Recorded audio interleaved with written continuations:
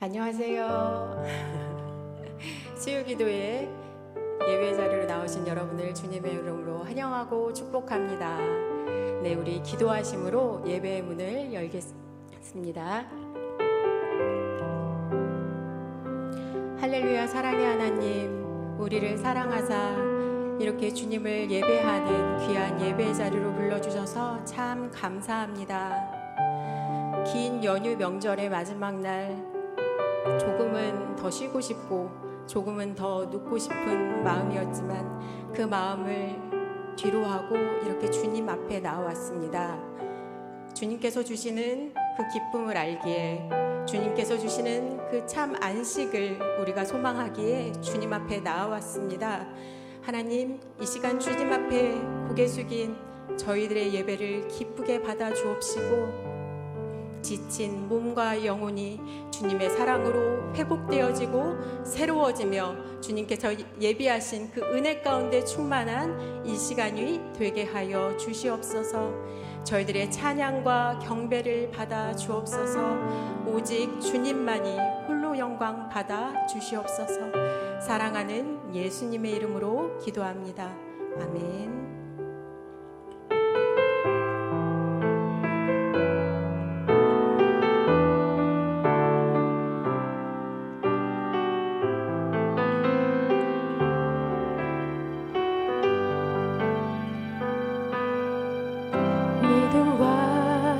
삶을 살아내는 실력이 너무나 다른 내 모습을 볼 때에 이 모습도 주가 사랑하실까?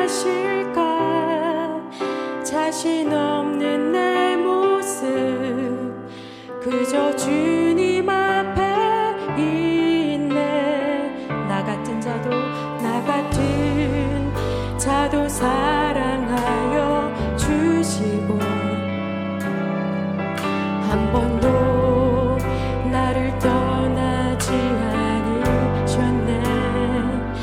아픔 속에 주를 작게 여긴 날 부짓지 않으시고 내 손 잡아주시네.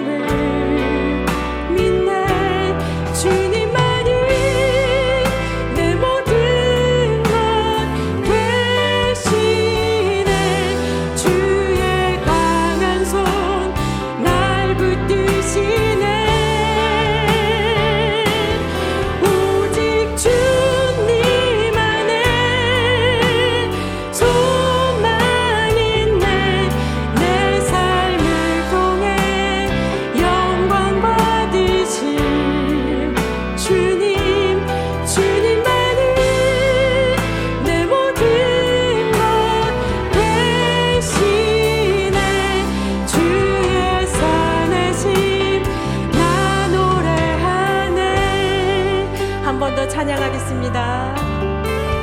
믿음과 삶을 살아내는 믿음과 삶을 살아내는 실력이 너무나 다른 내 모습을 볼 때에 이 모습도 주가 사랑하실까? 자신 없는 내 그저 주님 앞에 있네. 나 같은 자도 사랑하여 주시고 한 번도 나를 떠나지 않으셨네. 한 번도 나를 떠나지 않으셨네. 아픔 속에 주를 작게 여긴 날 부짓지 않으시고 내 손 잡아주시네.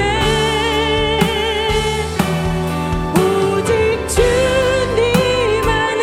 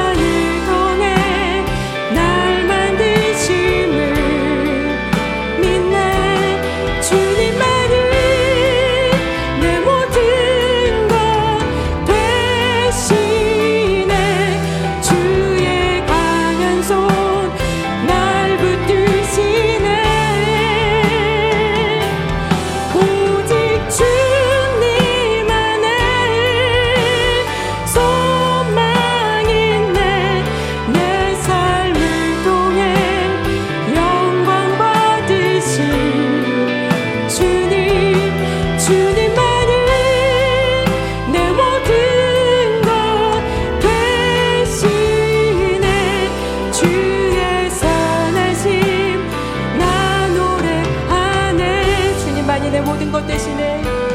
주님만이 내 모든 것 되시네. 주의 선하심 나 노래하네. 아멘. 우리 영광의 주님께 박수 한번 올려드릴까요? 주님만이 내 모든 것 되시는 것 믿습니까?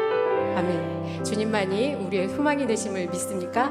아멘. 네, 우리 다 함께 좀 일어나서 찬양을 했으면 좋겠어요. 이 시간 정말 주님 앞에 선포하면서 정말 주님께 고백하면서 우리가 정말 신나게 또 하나님께 즐겁게 또 찬양을 올려드리기 원합니다. 슬픈 마음이 있는 사람.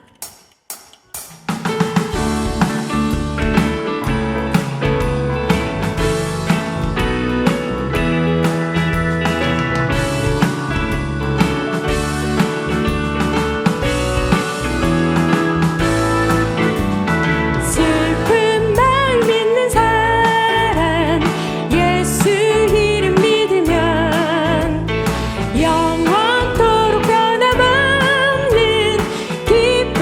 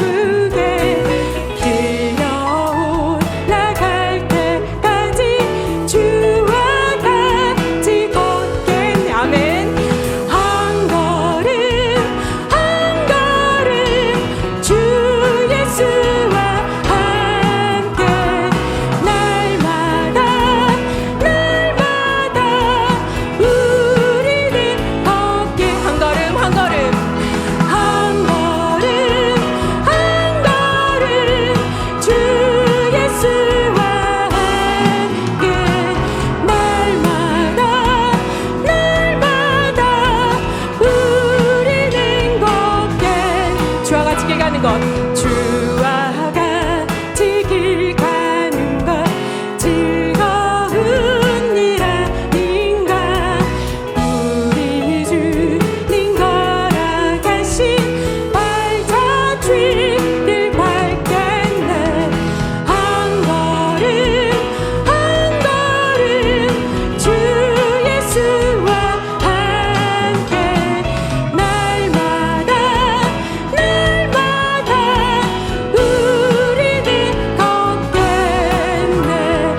한 걸음 한 걸음 주 예수와 함께 날마다 날마다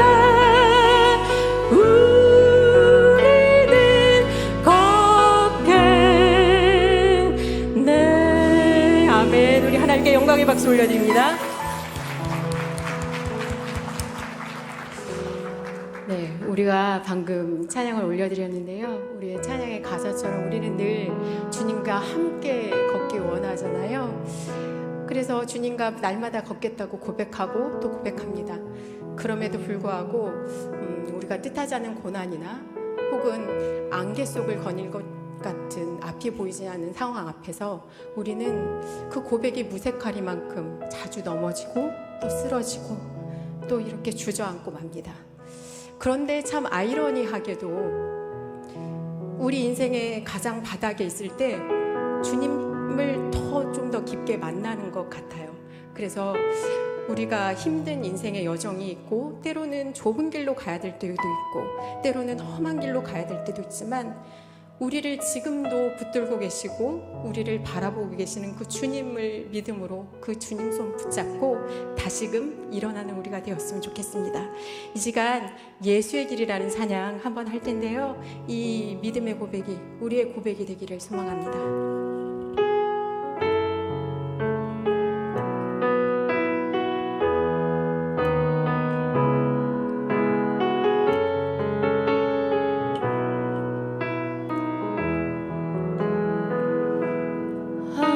속에서 주님을 보내 아무도 없을 것 같던 그곳에서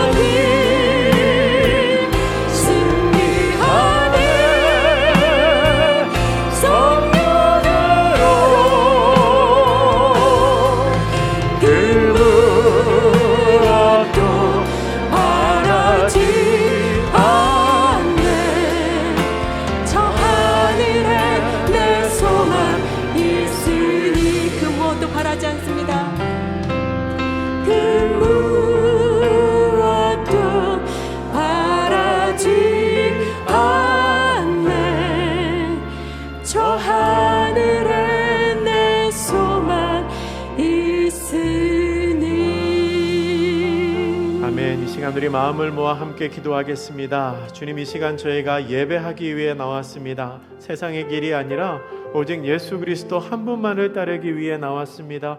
사모하는 영혼이 은혜 허락하여 주시고 이 예배를 기쁘게 받아주시며 성령 충만을 허락하여 주시옵소서라고 우리 마음을 모아 함께 기도하겠습니다. 할렐루야. 참 좋으신 하나님 감사합니다. 저희로 명절 연휴를 잘 보내게 하시고 이 시간 주회전을 사모하는 마음으로, 예배를 사모하는 마음으로 이곳에 나오게 하시니 감사합니다. 우리가 예수 그리스도를 따르며 예수의 길을 걸어가는 사람들 되기를 소원합니다. 세상의 길을 따르지 않게 하여 주시고 오직 우리의 구원자이시며 생명이 되신 예수 그리스도 한 분만을 따라 살아가는 우리 모두가 되게 하여 주시옵소서.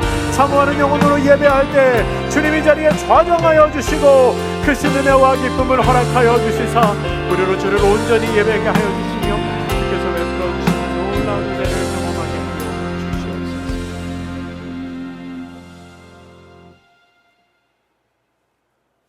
사랑의 하나님 감사합니다. 가족과 함께하는 시간, 휴식하는 시간 끝에 복된 예배 자리를 마련하시어 성도들이 모여 기도하고 교제하며 은혜롭게 연휴를 마무리할 수 있게 하심에 감사합니다. 조금은 나른해지는 이 저녁, 뜨거운 불처럼 성령님이 임하사 세상 그 어떤 목소리보다 거룩한 기도로 이곳을 가득 채우게 하여 주소서. 아멘. 주님, 그러나 또한 고백합니다. 주님 발자취를 따르기 위해 노력하나 뜻대로 되지 않아 성내고 좌절할 때가 더 많았음을 고백합니다. 주여, 내 눈에 있는 들보를 깨닫게 하여 주시고 나야말로 세상 누구보다 가장 큰 죄인임을 알게 하여 주소서. 그리하여 내 가족과 친지들, 살아가며 만나는 모든 사람들이 어떤 말과 행동으로 내게 다가오든 사랑과 감사로 그들을 대하고 그로 인해 그 가운데 주님의 영광을 드러낼 수 있게 하여 주소서. 아멘. 주님, 이 가을을 맞아 VIP를 초대하고자 합니다. 전도는 사람이 아니라 주님께서 역사하실 때 이루어지는 것임을 믿습니다. 주여, VIP들의 마음 문을 활짝 열어주시고 그들의 발걸음을 인도하시어 이 자리에 함께할 수 있는 복된 시간을 허락해 주시옵소서. 그로 인하여 모두가 합력하여 선을 이루고 하나님 이름의 영광 돌리는 은혜가 이 자리에 넘치도록 하여 주소서. 아멘. 주님, 그러나 우리가 넘어야 할 산이 높고도 험합니다. 세상이 악하고 악하여 성도를 조롱하고 비방하는 소리가 날이 갈수록 커져만 가며 저 이단의 무리들은 우리가 상상조차 하지 못했던 방식으로 우리를 미혹하고 또 저주합니다. 보잘것없는 나의 능력으로는 그 어떤 고난도 이겨낼 수 없음을 주여 살펴주시고 그 강하신 발로 붙들어 주시옵소서. 아멘. 두려움에 질려 목자 없는 양처럼 뿔뿔이 흩어지고 마는 우리를 불쌍히 여겨주시옵소서. 아멘. 우리를 주의 날개 아래 모으사 사탄을 능히 물리치게 하여 주시고 그 어디에서든 나는 예수님을 믿노라, 나는 하나님의 종이라 담대하게 고백할 수 있는 용기를 주소서. 아멘. 주님, 또한 헌신하고 애쓰시는 목사님, 전도사님들을 악으로부터 안전하게 지켜주시옵고 지치지 않게 하여 주시옵소서. 그리하여 이 교회가 대전을 넘어 세상을 환하게 비추는 등불이 되게 하여 주시옵소서. 아멘. 이제 하나님 말씀을 듣습니다. 말씀 전하시는 주종환 목사님과 성령님 함께하여 주사 이 특별한 저녁 마음의 감동을 받아 기도하는 목소리가 세상에 충만케 하여 주소서. 건강의 문제로 또 세상 일에 너무도 피곤하고 지쳐 함께하지 못한 내 형제들도 이 말씀을 듣게 하여 주시옵고 그 어느 자리에서든 하나님께 예배드리는 귀한 시간이 되게 하여 주소서. 아멘. 감사드리오며 예수님의 이름으로 기도합니다. 아멘. 아멘.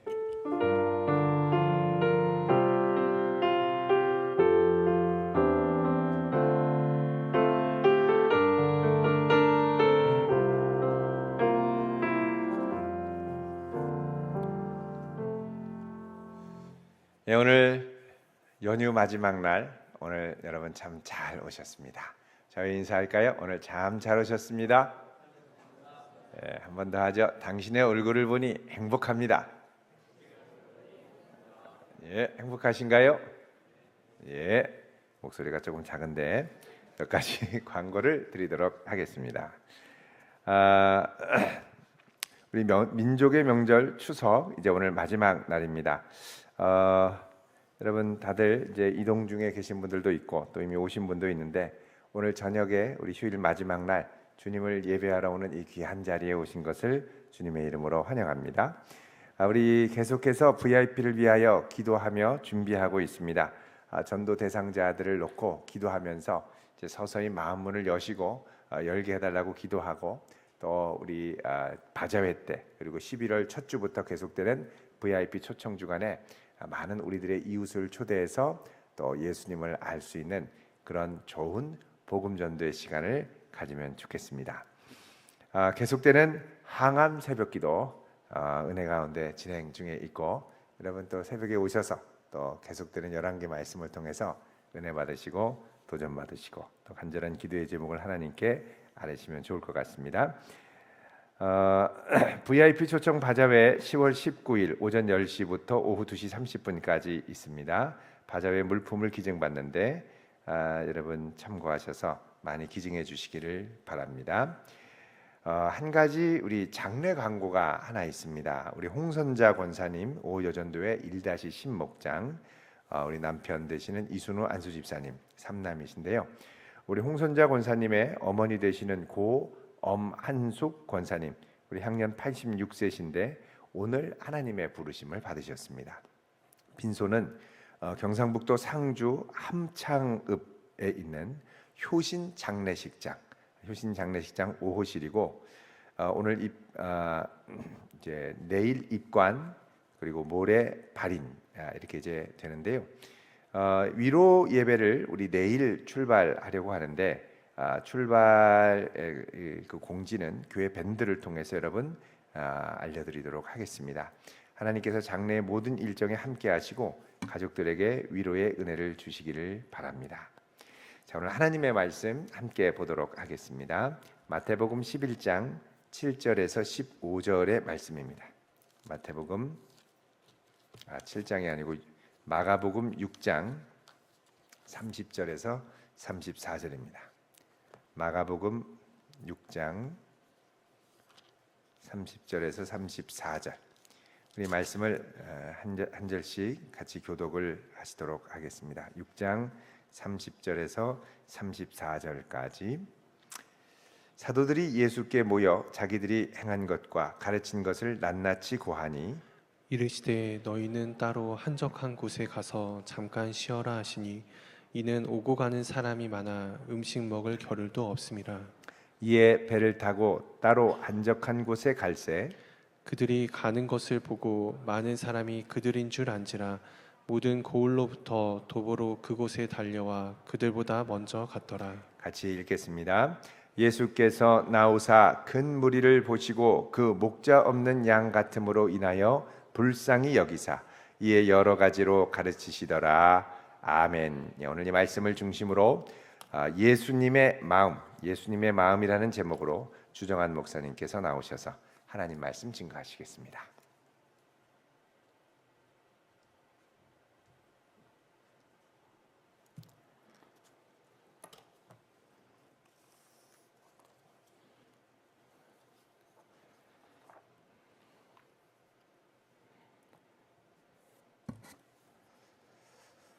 네, 오늘이 추석 명절의 마지막 날입니다. 여러분 어떻게 연휴에 좀 쉬셨습니까?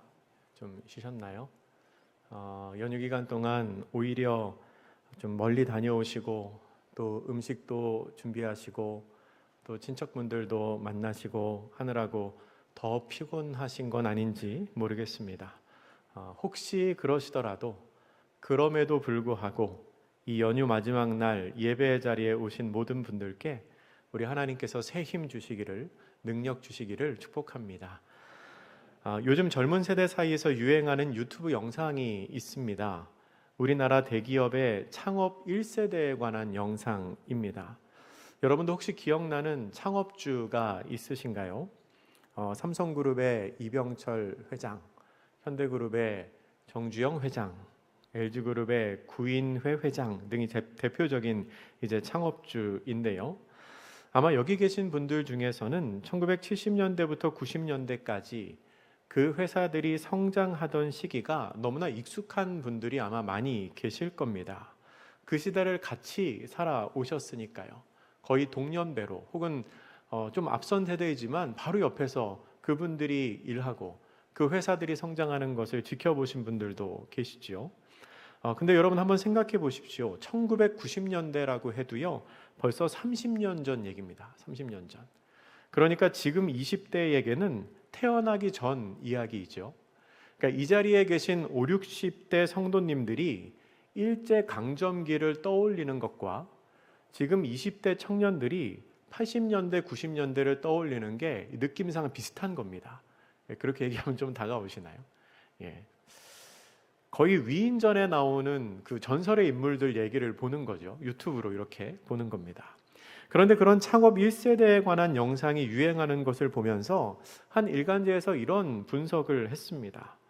1세대 창업가들이 소환되는 것은 젊은 세대들이 처한 복합적인 현실과 관련이 있다.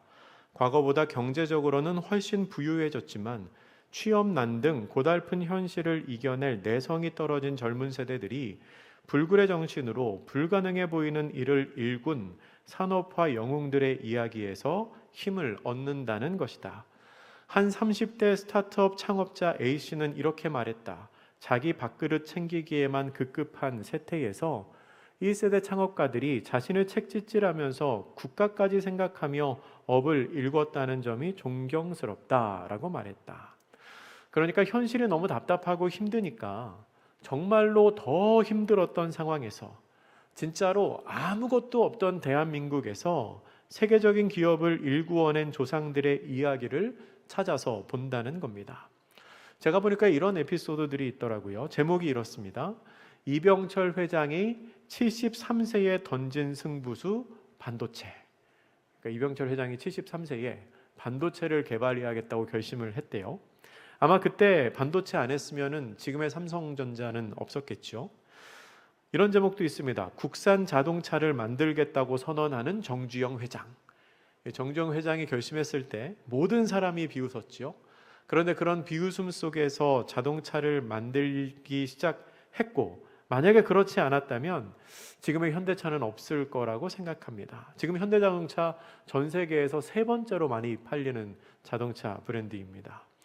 그런 영상들 중에서 조회수가 제일 높은 게 뭐냐면 새벽 3시에 시작하는 정주영 회장과의 아침입니다.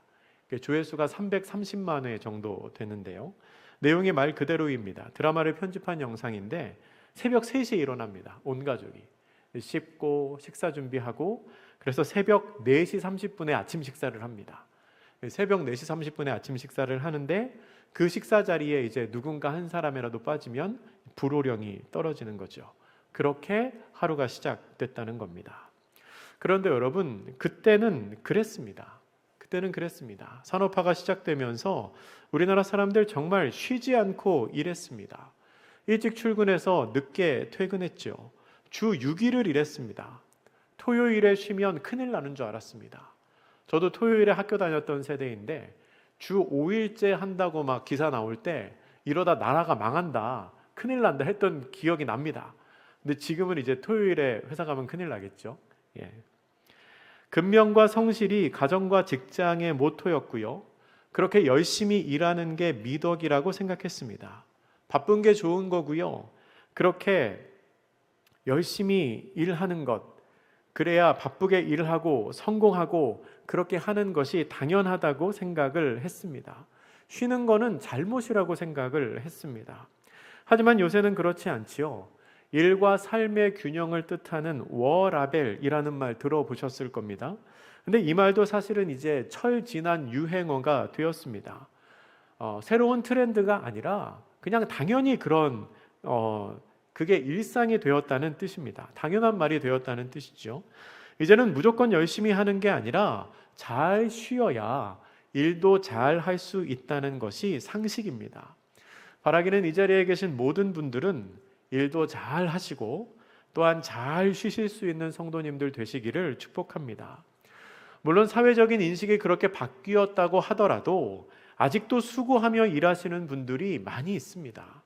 워라벨은 꿈도 못 꾸며 일하시는 분들이 사실 지금도 계시지요. 혹시 이 자리에 그런 성도님이 계시다면 이 예배가, 이렇게 예수님을 만나는 자리가 여러분들에게 쉼의 자리가 되시기를 축복합니다. 열심히 일하는 만큼 잘 쉬는 것이 중요한데요. 예수님께서도 제자들이 쉬는 것에 관심이 많으셨습니다. 오늘 본문 30절 말씀은 이렇게 기록합니다. 사도들이 예수께 모여 자기들이 행한 것과 가르친 것을 낱낱이 고하니. 아멘. 사도들이 예수님께 모여서 자신들이 행한 것 그리고 자신들이 가르친 것을 보고합니다. 이게 무슨 상황인지 알기 위해서는 그 앞에 나오는 마가복음 6장 7절부터 13절까지의 말씀을 우리가 보아야 합니다. 우리 오늘 본문 바로 위에 있는 6장 7절부터 13절까지 말씀을 한 절씩 한번 교독해 보도록 하겠습니다. 7절을 제가 먼저 읽습니다. 12제자를 부르사 둘씩 보내시며 더러운 귀신을 제어하는 권능을 주시고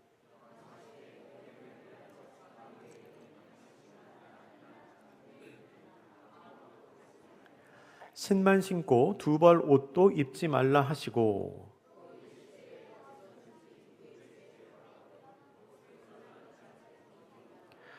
어느 곳에 서든지 너희를 영접하지 아니하고 너희 말을 듣지도 아니하거든 거기서 나갈 때에 발에 먼지를 떨어버려 그들에게 증거를 삼으라 하시니.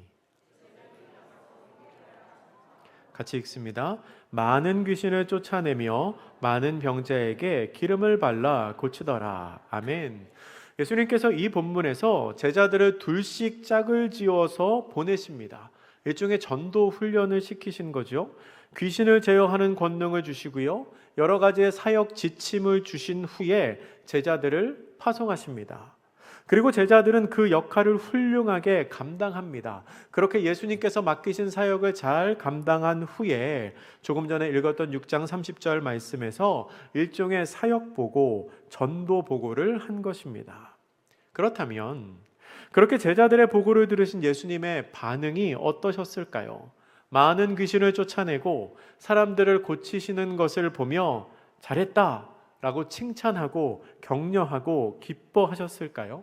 아니면 그거 봐라, 그렇게 하면 되지 않느냐 하고 말하며 더 하라고, 더 잘할 수 있다고 격려를 하셨을까요? 우리 예수님의 반응을 한번 보겠습니다. 본문 31절 말씀 같이 읽습니다. 시작. 이르시되 너희는 따로 한적한 곳에 가서 잠깐 쉬어라 하시니 이는 오고 가는 사람이 많아 음식 먹을 겨를도 없음이라. 아멘. 물론 예수님께서는 제자들의 말을 들으시고 칭찬도 하시고 격려도 하셨을 겁니다. 그런데 성경에 기록된 예수님의 반응은 한적한 곳에 가서 좀 쉬어라 였습니다. 잠깐 좀 쉬어라 말씀하십니다.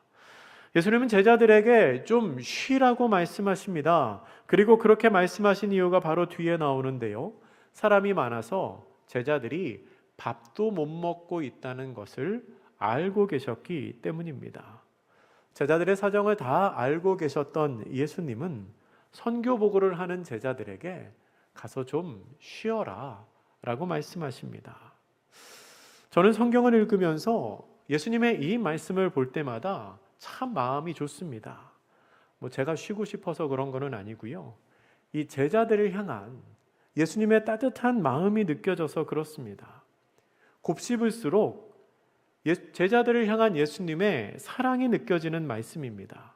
그리고 나조차도 알지 못했던 나의 필요를 미리 아시고 하시는 말씀입니다. 제자들이 얼마나 많이 수고했는지를 아시고 얼마나 피곤했을지, 그리고 바빠서 음식을 먹지 못한 것조차 제자들이 말하지 않아도 예수님 저 밥도 못 먹었어요, 예수님 저 너무 힘들어요, 저 전도 열심히 했는데 근데 너무 열심히 하다 보니까 지쳤어요, 그런 얘기 하지 않아도 그냥 예수님이 이미 다 알고 계신 겁니다. 요한복음 4장에는 여인을 만나시기 위해 예수님께서 사마리아에 가신 내용이 나옵니다.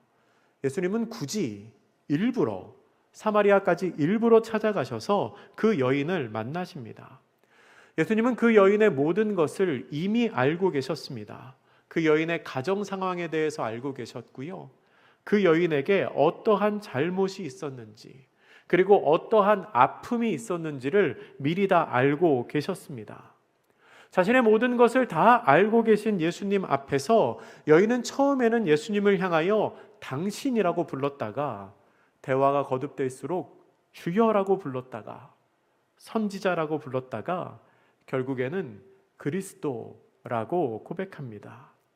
자신의 모든 것을 알고 계신 예수님 앞에서 높이 쌓았던 마음의 벽이 다 무너지고 완전히 그 마음이 열리게 된 것입니다. 사랑하는 성도 여러분, 예수님은 다 알고 계십니다. 우리 주님은 우리의 머리털까지 세시는 분입니다. 또한 우리의 마음을 살피시는 하나님이십니다. 이미 다 알고 계시지요. 혹시 요즘 많이 수고하고 많이 애쓰고 계신가요? 그런데 생각해 보니까 나만 고생하는 것 같고 내가 고생하는 것 아무도 몰라주는 것 같으신가요? 힘든 일은 다 내가 하고 있는 것 같고 다른 사람들은 편하게 생활하고 있는 것 같으신가요? 그리고 나의 이 어려움을 아무도 모를 것 같아서 그 사실이 더 서운하고 속상하신가요? 아닙니다, 여러분. 우리 예수님이 다 알고 계십니다. 모르시는 것 같아도 다 알고 계십니다. 예수님은 우리가 하는 작은 일도 다 알고 계시고 스스로 인지하지 못했던, 나조차도 깨닫고 있지 못했던 내 안의 상황을 우리 예수님께서는 이미 다 알고 계십니다. 그리고 나보다 나를 더 잘 알고 계시는 예수님이 우리를 사랑의 마음으로 보고 계십니다. 내가 너의 수고와 너의 상처를 다 알고 있다. 이제는 좀 쉬어라. 쉬어도 된다. 그렇게까지 하지 않아도 된다. 라고 예수님이 말씀하십니다. 31절에 나오는 예수님의 마음을 조금 더 생각해 보면 예수님은 제자들의 일이 아니라 제자들 자체에 관심이 있으셨다는 것을 알 수 있습니다. 물론 제자들이 감당한 사역은 예수님께서 명령하신 일입니다. 중요한 일이지요. 그런데 예수님의 관심은 그 일에 있는 것이 아니라 그 일을 하는 사람에게 관심이 있으셨습니다. 더 구체적으로 말하면 예수님은 성과에 관심이 있으신 게 아니라 그 일을 감당하는 제자들의 상태에 관심이 있으셨습니다. 마태복음 25장에 나오는 달란트 비유에서 주인은 5달란트를 받아서 5달란트를 남긴 종과 2달란트를 받아서 2달란트를 남긴 종을 똑같은 말로 칭찬하십니다. 이 말씀입니다. 우리 화면을 보시고 같이 읽어보겠습니다. 마태복음 25장 21절입니다. 시작. 그 주인이 이르되 잘하였도다 착하고 충성된 종아 내가 적은 일에 충성하였음에 내가 많은 것을 내게 맡기리니 내 주인의 즐거움에 참여할지어다 하고 아멘. 주인은요 돈을 더 많이 벌었다고 해서 더 많이 번 사람을 칭찬하지 않습니다. 그리고 종이 돈을 번 일은 적은 일이라고 표현합니다. 네가 이 적은 일에 그러면 돈에 관심이 있지 않고 무엇에 관심이 있습니까? 충성에 관심이 있죠. 그러니까 주인이 하는 칭찬의 핵심은 돈을 번 것에 있는 것이 아니라 네가 지금 내가 한 말을 잘 듣고 내 말에 이렇게 충성해 주었구나 하는 충성에 관심이 있다는 겁니다. 여러분, 주인에게 있어서 돈 버는 일은 작은 일입니다. 그런데 주인이 종을 칭찬하는 것은 그의 마음을 보고 그가 충성했기 때문에 착하고 충성된 종으로 불리게 된 것입니다. 충성은 곧 그 사람의 마음입니다. 그러니까 주인은 일이나 성과를 칭찬하는 게 아니라 그 사람의 마음을 칭찬하고 있다는 겁니다. 그 사람에게 관심이 있었기 때문입니다. 제가 신학교 다니는 중에 결혼을 했는데요. 결혼을 준비할 때 기숙사에 살고 있었습니다. 학생이니까 기숙사에 살고 있었어요. 근데 기숙사 같은 방에 결혼을 한 동기인데 나이가 저보다 많은 전도사님이 있었습니다. 제가 이제 형이라고 불렀죠. 제가 결혼한다고 하니까 그 형이 그런 얘기를 했어요. 정환아, 결혼을 하고 나서 네 와이프가 언젠가는 교통사고가 날 거야. 이렇게 얘기하더라고요. 그래서 제가 무슨 예언과 같은 이야기를 하나 했는데 또 이렇게 말해요. 만약에 네 와이프가 교통사고가 났다는 소식을 들었을 때 너는 제일 먼저 꼭 네 와이프의 몸이 얼마나 다쳤는지를 먼저 물어봐라. 이렇게 얘기를 해요. 무슨 소린가 했는데 그 형이 얼마 전에 차를 샀더라고요. 차를 샀는데 운전은 주로 아내분이 하십니다. 그러니까 그 동기는 기숙사에 사니까 집에 차가 있고 형수님이 운전을 하죠. 근데 아내분이 운전하다가 교통사고가 난 겁니다. 근데 그 소식을 듣고 동기 형의 첫 마디가 이거였습니다. 차는 어떻게 됐어? 형수님이 뭐라 그랬을까요? 지금 내가 교통사고가 났다는데 차가 문제야. 이렇게 반응이 그랬죠. 그래서 그 형이 저한테 그렇게 얘기한 겁니다. 내가 그때 첫 마디가 차는 이라고 말하는 게 아니라 몸은 이라고 말했어야 했는데 내가 그걸 안 해서 평생 약점을 잡혔다. 너는 나와 같은 실수를 하지 마라 라고 얘기하더라고요. 여러분, 웃으시라고 한 얘기이지만 이게 참 의미가 있는 이야기라고 생각합니다. 사고가 났을 때 여러분은 차는 이라고 물어보십니까? 아니면 몸은? 이라고 물어보십니까? 바꿔서 질문하면 이렇게 말할 수 있을 겁니다. 일이 중요합니까? 사람이 중요합니까? 특별히 그렇게 물어봤을 때 둘 다 중요하다고 말할 수 있습니다. 둘 다 중요할 수 있지요. 특별히 주님께서 맡기신 일이면 그 사명이 더 중요할 것입니다. 그런데 예수님께서는 일보다는 사람, 그리고 성과보다는 그 일을 감당하고 있는 사람의 상태에 더 관심이 많으셨다는 겁니다. 사역 보고를 하는 제자들에게 일에 관하여 질문하시지 않습니다. 어떻게 그렇게 잘할 수 있었니? 아니면 더 열심히 했어야 하는 거 아니니? 라고 물어보지 않습니다. 사역 보고를 하는 제자들에게 예수님은 너는 괜찮니? 밥은 먹고 다니니? 라고 물어보십니다. 여러분, 우리는 자본주의 사회를 살아갑니다. 자본의 성장과 부의 증가가 무엇보다 우선시되는 사회입니다.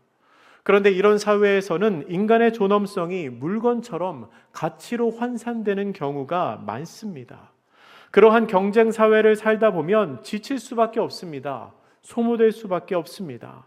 그리고 능력이 없는 사람은 마치 가치가 없는 인생처럼 여겨지기도 합니다. 그럴 때에 우리가 경쟁과 성과의 논리로 판단하는 것이 아니라 우리의 존재 자체를 소중하게 여기시는, 우리의 존재 그 자체를 귀하게 여기시는 예수님의 마음으로 다른 사람을 바라보아야 합니다.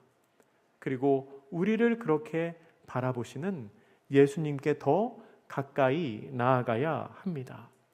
우리 예수님께서는 내가 하는 일이 아니라 나 자신에게 관심이 있으신 분이기 때문입니다.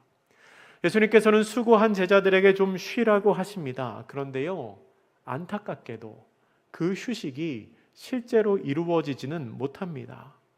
예수님을 따르는 사람들이 너무나 많았기 때문입니다. 오늘 보면 마가복음 6장 32절과 33절 말씀 우리 같이 읽어보겠습니다. 시작. 이에 배를 타고 따로 한적한 곳에 갈새 그들이 가는 것을 보고 많은 사람이 그들인 줄 알지라. 모든 고을로부터 도보로 그곳에 달려와 그들보다 먼저 갔더라. 아멘. 제자들은 배를 타고 한적한 곳으로 갑니다. 아마도 쉬러 갔겠죠. 6장 35절에서는 그들이 도착한 곳을 빈들이라고 표현합니다. 그러니까 아무것도 없는 곳에 간 겁니다. 아무것도 없는 곳에 쉬러 간 겁니다. 그런데 제자들이 가는 것을 보고 많은 사람들이 제자들임을 알아봅니다. 그래서 어떻게 합니까? 이 사람들이 뛰어서 배를 타고 간 제자들보다 먼저 도착을 합니다. 이게 어떻게 보면 참 난감한 상황이지요. 사람들은 왜 그런 행동을 했을까요? 단순히 호기심으로 혹은 군중심리로 그렇게 움직였을까요? 아닙니다. 그들의 마음속에는 간절함이 있었을 것입니다. 예수님과 제자들을 따라가야 한다는 간절한 소망이 그들의 마음속에 있었을 것입니다. 예수님께서는 그 사람들을 보십니다. 그리고 계획을 바꾸십니다. 원래 계획이 뭐였죠? 쉬는 거였는데 그 사람들을 보시고 계획을 바꾸십니다. 34절 우리 같이 읽어보겠습니다. 시작. 예수께서 나오사 큰 무리를 보시고 그 목자 없는 양 같음으로 인하여 불쌍히 여기사 이에 여러 가지로 가르치시더라. 아멘. 예수님은 그 불쌍한 사람들을 보시며 차마 외면하지를 못하십니다. 예수님께서 보시기에 그들은 목자 없는 양과 같았습니다. 여러분, 양은 목자가 없이는 살 수가 없는 동물입니다. 목자 없는 양에게 어려움이 생기는 것은 시간 문제입니다. 그래서 예수님은 그들을 불쌍히 여기시며 친히 그 사람들의 목자가 되어 주셔서 하나님의 말씀으로 그들을 가르치십니다. 이것이 본문에 등장하는 또 다른 예수님의 마음입니다. 의지할 곳 없는 사람들, 그 사람들을 불쌍하게 여기시면서 긍휼히 여기십니다. 정죄하지 않으십니다. 과거를 묻지 않으십니다. 내가 지금 바빠서 좀 쉬려고 하는데 왜 여기까지 따라왔느냐 말씀하지 않으십니다. 그저 그 목자 없는 양과 같은 사람들, 안타까운 사람들을 다 품어주십니다. 그렇게 당시에 의지할 곳 없는 사람들, 목자 없는 양과 같은 사람들의 목자가 되어주신 예수님께서는 또한 우리의 목자가 되어주십니다. 예수님께서 당시에 그 사람들을 보시며 긍휼히 여기셨던 그 마음으로, 오늘도 사모하는 마음으로, 오늘도 상처 입은 영혼으로 이 예배의 자리를 사모하여 예수님의 품을 사모하여 이 자리에 나와 있는 우리 모두의 목자가 되어주십니다. 목자 없는 양과 같이 우리를 그냥 두고 보지 않으시고 우리를 불쌍히 여기시며 우리와 함께 하십니다. 여러분, 혹시 의지할 곳이 필요하십니까? 아무도 나를 도와줄 사람이 없고 아무도 나의 어려움을 몰라주는 것 같으십니까? 우리에게는 우리의 모든 필요를 이미 알고 계시는 예수님이 계십니다. 요한복음 14장 18절은 이렇게 기록합니다. 내가 너희를 고아와 같이 버려두지 아니하고 너희에게로 오리라. 아멘. 예수님께서 우리를 보호자가 없는 아이처럼 혹은 목자 없는 양처럼 버려두지 않겠다고 약속하십니다. 언제까지라도 우리와 함께 하시겠다고 그 예수님이 약속하십니다. 그 후에 예수님이 어떻게 하십니까? 오늘 본문 이후에는 그 유명한 오병이어 기적 사건이 나옵니다. 마가복음 6장 35절에서 37절의 상반절까지 말씀을 제가 한번 읽어드리겠습니다. 때가 저물어 가매 제자들이 예수께 나와 여짜오되 이곳은 빈들이요 날도 저물어 가니 무리를 보내어 두루 촌과 마을로 가서 무엇을 사 먹게 하옵소서. 대답하여 이르시되 너희가 먹을 것을 주라 하시니. 아멘. 날이 저물어 가는데 식사를 해결하기가 마땅치가 않습니다. 그때 예수님께서는 떡 5개와 물고기 2마리로 남자만 5,000명을 먹이시는 기적을 행하십니다. 우리는 오병이어 기적을 베푸시는 예수님을 보면서 예수님께서는 우리에게 영원한 생명을 주시는 분이시며 또한 이 땅에서의 먹고 사는 문제에도 해결자가 되심을 알 수 있습니다. 예수님께서 이렇게 말씀하시지 않습니다. 거룩한 영의 양식을 먹었으니까 육의 양식은 좀 건너뛰어도 돼. 나는 말씀을 가르치는 사람이지 밥을 주는 사람 아니야. 그렇게 하시지 않습니다. 여러분, 예수님은 우리의 삶에 관심이 없으신 분이 아니십니다. 구원이라는 거대한 주제, 영원한 생명이라는 거대한 주제뿐만 아니라 내가 오늘 한 끼를 먹는 이 작은 일까지도 관심을 갖고 지켜보시며 그 일을 위해 우리를 도우려고 우리를 보고 계신 분이십니다. 지금까지 우리는 예수님의 마음이라는 제목으로 말씀을 살펴보았습니다. 예수님은 제자들에게 참 따뜻하셨습니다. 제자들의 수고를 이미 다 알고 계셨습니다. 그리고 그 수고한 제자들을 향하여 쉬라고 말씀하십니다. 예수님은 제자들의 일이 아니라 제자들 자체에 관심이 있으셨습니다. 일의 성과에 관심이 있으신 게 아니라 일을 감당하고 있는 그 사람의 마음을 보셨습니다. 또한 예수님은 자신을 따르는 무리를 긍휼히 여기셨습니다. 모든 사람을 위한 구원자로 오신 예수님께서는 모든 사람을 사랑의 마음으로 대하셨습니다. 그게 우리를 향하신 예수님의 마음입니다. 그리고 우리 예수님은 구원이라는 거대한 주제 혹은 구원이라는 거대한 목표에만 관심이 있으신 분이 아니십니다. 우리 삶의 작은 부분, 먹고 사는 부분까지도 예수님은 지켜보고 계십니다. 우리가 오늘 한 끼를 먹는 작은 일에도 주님의 시선이 거기에 머물러 있습니다. 예수님께서는 우리를 향하여서는 무엇을 먹을까, 무엇을 입을까 염려하지 말라고 말씀하셨습니다. 마태복음 6장 31절에 기록되어 있지요. 그런데 정작 당신께서는, 정작 예수님 스스로는 사람들이 굶어서 기진할까봐, 굶어서 기운이 빠질까봐 염려를 하십니다. 마태복음 15장 32절에 기록되어 있습니다. 그러니까 말씀을 가르치시며 너희들은 염려할 것 없다 라고 말하시며 당신께서는 저 아이들이 굶으면 어떡하나, 저 아이들이 기운이 빠지면 어떡하나 염려하고 계시다는 겁니다. 그게 우리를 향하신 예수님의 마음입니다. 어떤 목사님이 가정신방을 갔습니다. 그런데 그 집 아이들이 목사님을 보면서 너무 좋아합니다. 신방을 갔는데, 신방 가면 보통 아이들이 이제 목사님 보면 인사 잘하고 좋아하거든요. 근데 다른 집하고 다르게 유난히 좋아하는 겁니다. 그래서 목사님도 기분이 좋아지셨습니다. 예배를 드리기 위해서 자리에 앉았는데 아이들이 왜 그렇게 목사님을 보면서 좋아했는지를 그 집에 같이 살고 있는 할머니, 권사님이 이야기를 해주셨습니다. 알고 보니까 매일 밤 아이들이 잠들기 전에 이 할머니가 아이들에게 목사님의 설교를 들려준다는 겁니다. 잘 준비를 다 하고 누워있을 때 목사님의 설교를 이렇게 틀어준대요. 그러니까 아이들이 매일 목사님의 설교를 들으면서 잠이 들었고, 매일 그렇게 목소리를 듣다 보니까 이 아이들에게는 목사님이 너무 친근한 겁니다. 그 말을 듣고 목사님이 기분이 더 좋아지셨습니다. 기분이 좋아지셔서 이제 신방 예배를 시작했습니다. 그런데요, 조금 있다가 이상한 일이 벌어졌습니다. 예배를 드리면서 목사님이 설교를 시작하니까 아이들이 잠들기 시작하는 겁니다. 목사님이 설교 시작하니까 아이들이 잠들어요. 이게 설교를 들으면서 잔다는 게 사실이었던 거죠. 설교를 들으면서 자는지 설교만 들으면 자는지는 모르겠지만 아무튼 그게 사실이었던 겁니다. 근데 그 순간 이 목사님의 마음에 어떤 생각이 들었을까요? 야, 이 녀석들 어떻게 설교를 들으면서 잠을 잘 수 있어? 괘씸하다 그러셨을까요? 아닙니다. 그 목사님이 책에 이렇게 쓰셨더라고요.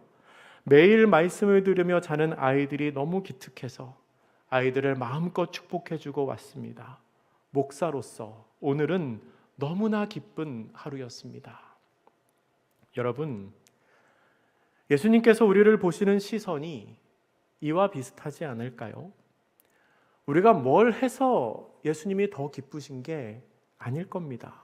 그저 옆에 있으려고 하는 그 존재 자체를, 옆에 있으려고 하는 우리들의 그 모습을 예수님께서 기뻐하십니다.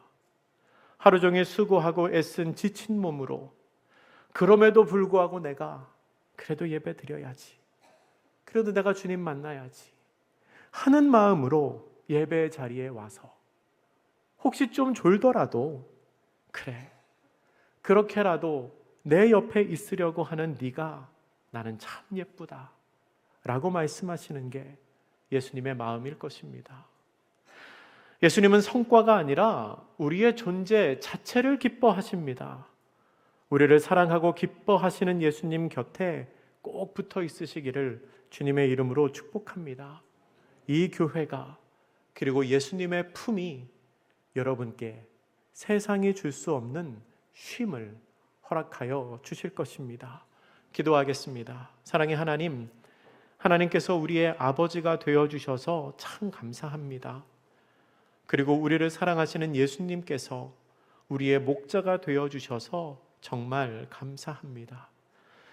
이미 우리의 수고를 아시고 우리의 연약함과 필요와 아픔과 상처를 다 알고 계신 주님 앞에 저희가 나왔습니다. 저희를 긍휼히 여기시고 은혜로 품어주시옵소서. 내 평생 오직 주님만 의지하며 살게 하시고 주의 기쁨이 되어 살아가게 하여 주시옵소서. 감사드리며 예수님의 이름으로 기도드립니다. 아멘. 이 시간 우리 함께 찬양하실 때 내 모습 이대로 찬양입니다. 부족하고 연약한 우리의 모습이지만 그 모습 그대로를 사랑하시고 감싸주시는 우리 주님 고백하며 함께 찬양합시다.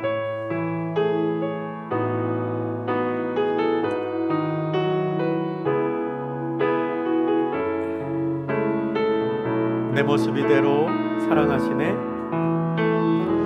내 모습 이대로 사랑하시네. 연약함 그대로 사랑하시네. 나의 모든 발걸음 주가 하시나니 날 인도하소서. 한 번 더. 내 모습 이대로, 내 모습 이대로 사랑아. 우리의 연약함 그대로, 연약함 그대로 사랑하시네. 나의 모든 발걸음 주가 하시나니 날 인도하소서. 주의 날개 아래 거하는 곳, 주의 날개 아래 거하는 곳, 주의 임재 안에 거하는 것, 나의 가장 큰 소망, 나의 가장 큰 은혜, 주와 함께 동행하느니 주의 날개 아래, 주의 날개 아래 거하는 것, 주의 임재 안에 거하는 것, 나의 가장 큰 소망, 나의 가장 큰 은혜, 주와 함께 동행한. 우리 처음부터 한 번 더 고백합시다. 내 모습 이대로, 내 모습이 주님께서 사랑하십니다. 사랑아. 우리의 연약함 그대로, 연약함 그대로 나의 모든 발걸음을, 나의 모든 발걸음 주가 하시. 날 인도하소서, 날 인도하소서. 주의 날개 아래 거하는 곳, 주의 날개 아래 거하는 곳, 주님의 임재 안에 거하는 곳,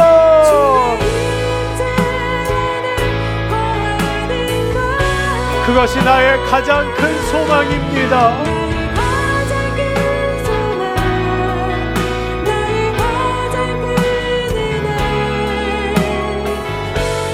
주와 함께 동행하는 일, 주의 날개 아래, 주의 날개 아래 거하는 것, 주의 임재 안에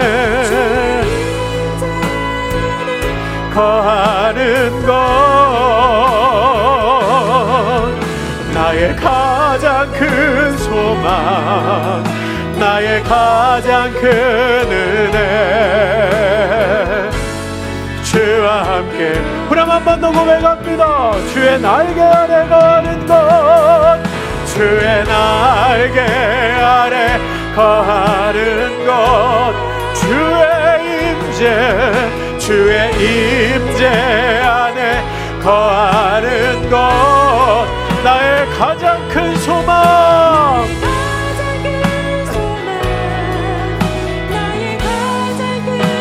주와 함께 동행하는 일, 주와 함께 동행하는 일, 주의 날개 아래, 주의 날개 아래 거하는 것, 주의 임재 안에 거하는 것, 나의 가장 큰 소망, 나의 가장 큰 은혜, 주와 함께 동행하느니. 우리 이 시간 마음을 모아 함께 기도하겠습니다.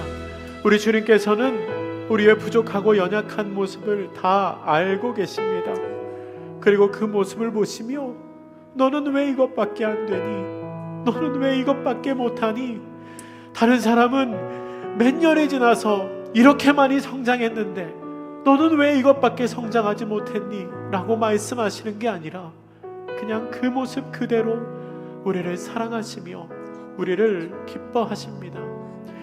마태복음 11장 28절은 이렇게 기록합니다. 수고하고 무거운 짐진 자들아 다 내게로 오라. 내가 너희를 쉬게 하리라. 혹시 누구에게도 말하지 못하는 상처나 아픔이나 괴로움이 있으십니까? 힘든 일 가운데 하나님께도 그 일을 고하지 못하는 어려움이 있으십니까? 내가 그래도 신앙인인데 이런 것 기도로 극복하지 못하는 내 모습을 주님께서 책망하실 것 같아 감히 기도하지 못하고 혼자 아파하는 기도의 제목들이나 상처가 있으십니까? 여러분, 오해하지 마십시오.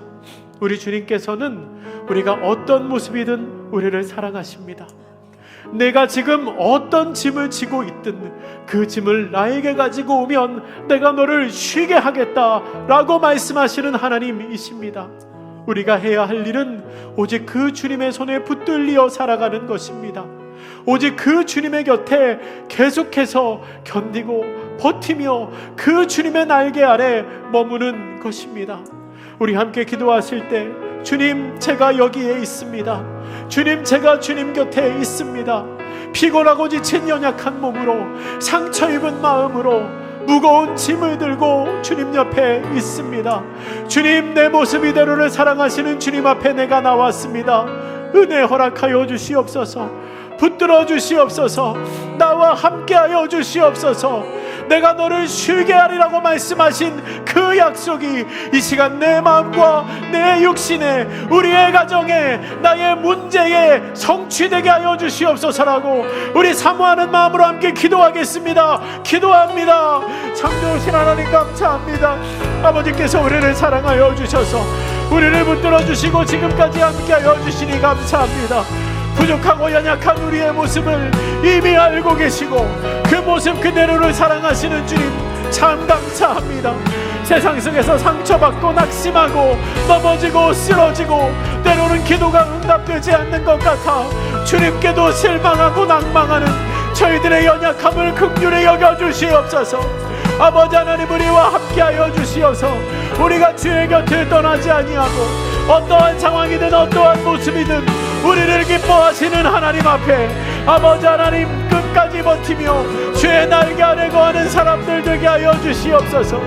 각 사람들을 일로 대하는 것이 아니라 아버지 하나님 성과로 대하는 것이 아니라 한 사람 한 사람, 한 영혼 한 영혼을 귀하게 여기시며 나를 향하여 천하보단 귀한 영혼으로 우리를 불러주시는 주님 앞에 아버지 하나님 자복하게 하시고 주 앞에 통곡하게 하시고 회개하게 하시고 모든 짐을 내려놓게 하시며 주께서 예비하신 그 은혜가, 주께서 예비하신 그 놀라운 영광이 우리의 삶에 차고 넘치게 하여 주시옵소서.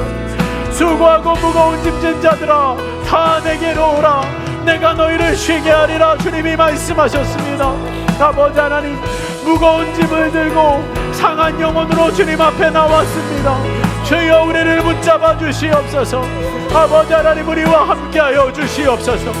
내 마음이 낙심하여 정처 없이 떠도는 것이 아니라 주의 앞에 나와 쉼을 얻게 하여 주시고 주의 앞에 나와 목자 없는 양이 아니라 주님을 목자로 삼고 예수 그리스도 하나님의 말씀을 내 삶의 목자로 삼고 살아가는 하나님 나라의 백성들, 주의 자녀들이 다 되게 하여 주시옵소서. 아버지 하나님, 우리를 위로하여 주시고 우리와 함께하여 주시옵소서. 나도 모르는 나의 필요를 이미 알고 계시고 내가 미리 알지 못했던 나의 수고와 괴로움도 이미 다 알고 계신 예수님 앞에 우리가 나왔사오니 주여 우리를 붙드시고 말씀하여 주시고 위로하여 주시고 붙들어 주시며 우리가 오직 주의 능력 안에, 주님의 긍휼 안에, 우리를 사랑하시는 하나님의 사랑 안에, 우리를 붙드시는 아버지 하나님의 은혜 안에 살아가는 주의 백성들 다 되게 하여 주시옵소서. 아버지 하나님, 우리의 삶에 임재하여 주시고 우리의 삶을 통치하여 주심으로 아버지 하나님, 우리가 그렇게 주를 바라보고 우리가 그렇게 하나님의 나라를 세워가며 우리가 그렇게 주의 기쁨이 되고 살아가는 나라의 성도가 되실 수 있는 주님, 우리를 붙드시고 주님, 우리를 함께하여 주시옵소서. 우리 주님께서는 이미 우리의 모든 것을 다 알고 계십니다. 우리를 사랑하는 자녀로 부르시며 사랑하는 아들아, 사랑하는 내 딸아, 내가 너를 잘 알고 있다. 사랑하는 아들아, 사랑하는 내 딸아, 내가 너에게 세상이 줄 수 없는 복과 은혜를 허락하여 준다라고 말씀하십니다. 우리 그 예수님 앞에 우리가 주님을 사랑합니다, 우리가 주님을 사랑합니다 고백하는 마음으로 함께 찬양하겠습니다.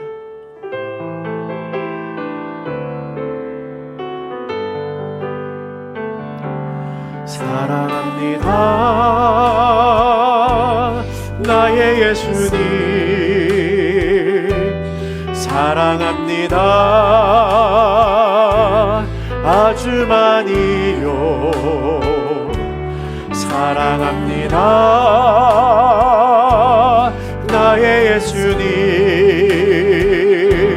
사랑합니다.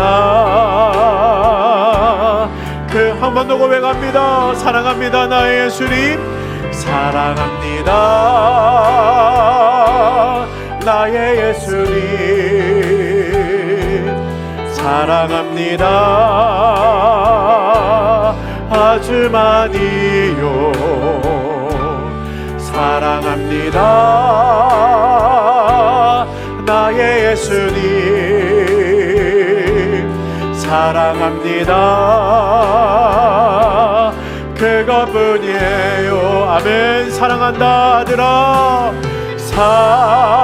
사랑한다 아들아, 내가 너를 잘 아노라, 내가 너를 잘 아노라. 사랑한다 아들아, 사랑한다 아들아, 내게 축복 더하노라, 내게 축복 더하. 사랑한다 내 딸아, 사랑한다 내 딸아, 내가 너를 잘 아노라. 아멘. 사랑한다 내 딸아, 내게 축복. 우리 한 번 더 고백합니다. 사랑합니다, 사랑합니다 나의 예수님, 주님을 사랑합니다, 사랑합니다 아주 많이요. 사랑합니다 나의 예수님, 사랑합니다, 사랑합니다 그것뿐. 한 번 더 사랑합니다 나의 예수님, 사랑합니다 나의 예수님. 우리가 주님을 사랑합니다.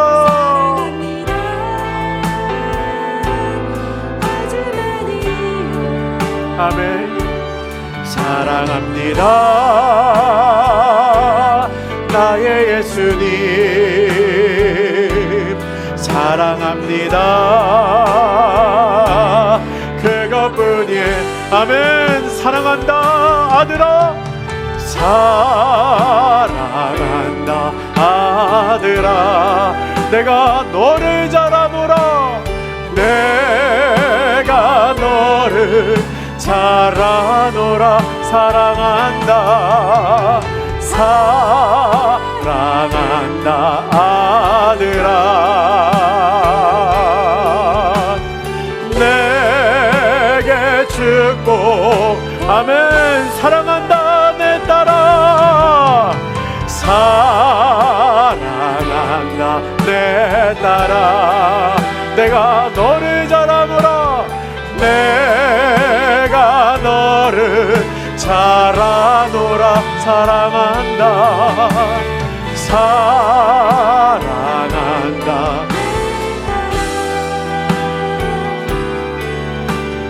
내게 축복 더하노라.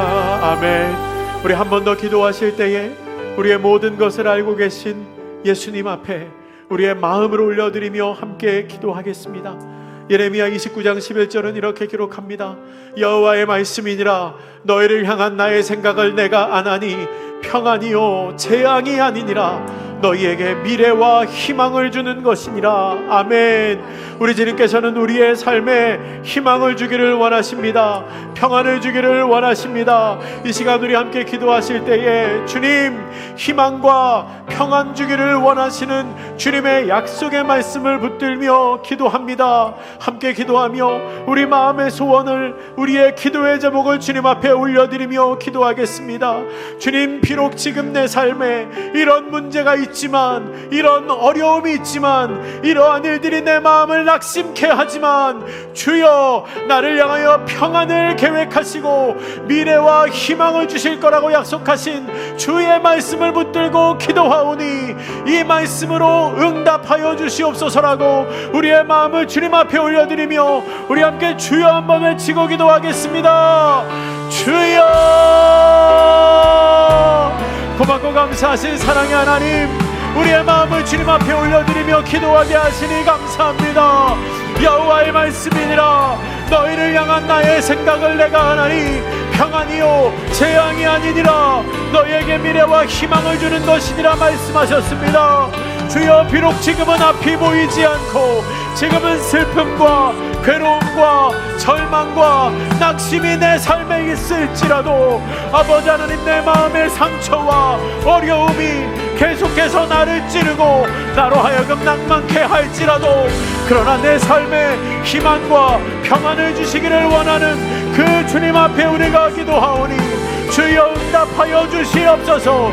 주여 우리의 기도의 제목에 응답하여 주시옵소서. 주여 우리와 함께하여 주시옵소서. 아버지 하나님 역사하여 주시옵소서. 우리의 삶에 희망과 평안을 주시기를 원하시는 주님, 우리가 우리의 마음을 주께 올려드리고 아버지 하나님, 하나님이 아니고서는 해결하실 수 없는, 감당할 수 없는 그 어려움들을 주 앞에 올려드릴 때에 주님, 그 모든 기도의 제목이 주 안의 능력과 은혜로 상달되게 하여 주시며 우리의 삶에 능력으로 역사하게 하여 주시옵소서.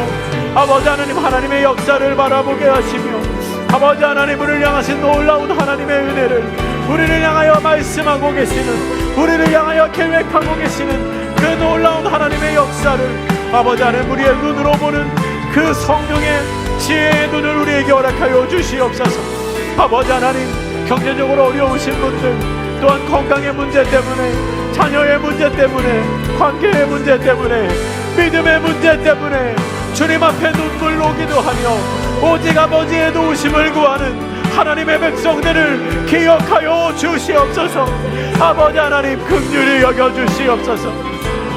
우리를 목잡는 양같이 내버려 두지 마시고 우리의 기도를 들으시고 우리의 간구에 응답하여 주시고 말씀으로 가르치시고 놀라우신 하나님의 은혜로 붙잡아 주시사 우리의 삶이 아버지 하나님, 유혹과 시험과 문제에 넘어지는 것이 아니라 오직 우리를 붙들고 계신 하나님, 오직 우리의 곁에서 말씀하고 계시는 그 하나님, 그 놀라운 하나님의 역사에 붙들려 살아가는 하나님 나라의 백성들로 주님 붙드시고 함께하여 주시옵소서.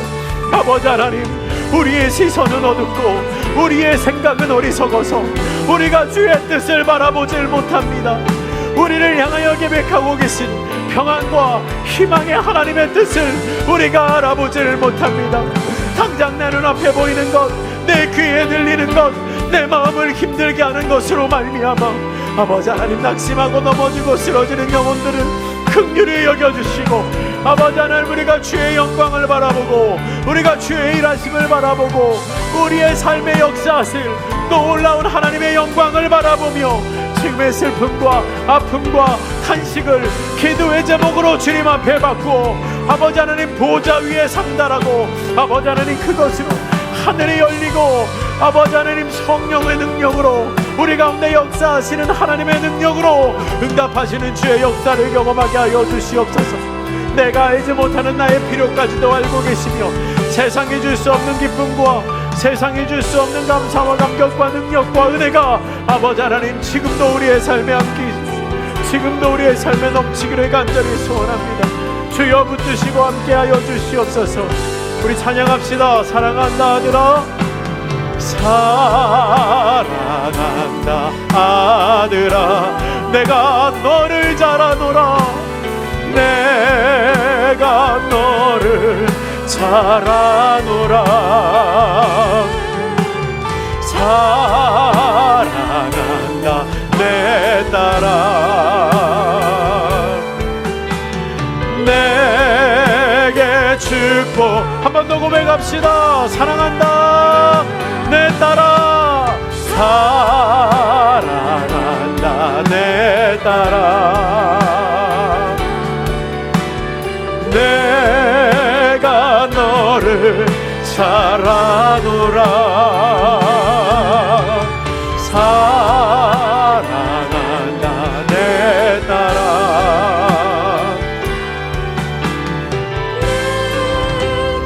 축복 더하노라. 하나님 감사합니다. 하나님이 우리의 하나님이 되어주시고 예수님이 우리의 구원자가 되어주시며 나보다 나를 더 잘 아시는 하나님으로 우리의 삶에 동행하여 주시니 참 감사합니다. 사랑하는 아들아, 사랑하는 내 딸아, 내가 너를 잘 알고 있다. 내가 너에게 하늘의 복을 내려준다. 말씀하신 주님의 음성을 신뢰합니다. 지금은 비록 어렵고 힘들지라도 내 삶을 나보다도 더 잘 알고 계신 하나님께서 가장 좋은 것으로 우리의 삶을 인도하여 주실 줄 믿습니다. 주님 간절히 원합니다. 우리가 내 평생 그 따뜻한 주님의 사랑을 떠나 살지 않게 하여 주시옵소서. 우리가 어떠한 모습일지라도 우리를 사랑하시며 우리를 포기하지 않으시고 내 삶의 가장 작은 문제까지도 아파하며 보고 계시는 그 주님의 사랑 안에 머무는 우리 모두가 되게 하여 주시옵소서. 감사드리며 이 모든 말씀 예수님의 이름으로 기도드립니다. 아멘. 하늘에 계신 우리 아버지, 아버지의 이름을 거룩하게 하시며 아버지의 나라가 오게 하시며 아버지의 뜻이 하늘에서와 같이 땅에서도 이루어지게 하소서. 오늘 우리에게 일용할 양식을 주시고 우리가 우리에게 잘못한 사람을 용서하여 준 것 같이 우리 죄를 용서하여 주시고 우리를 시험에 빠지지 않게 하시고 악에서 구하소서. 나라와 권능과 영광이 영원히 아버지의 것입니다. 아멘. 각자 기도하시다 자유롭게 돌아가시기 바랍니다.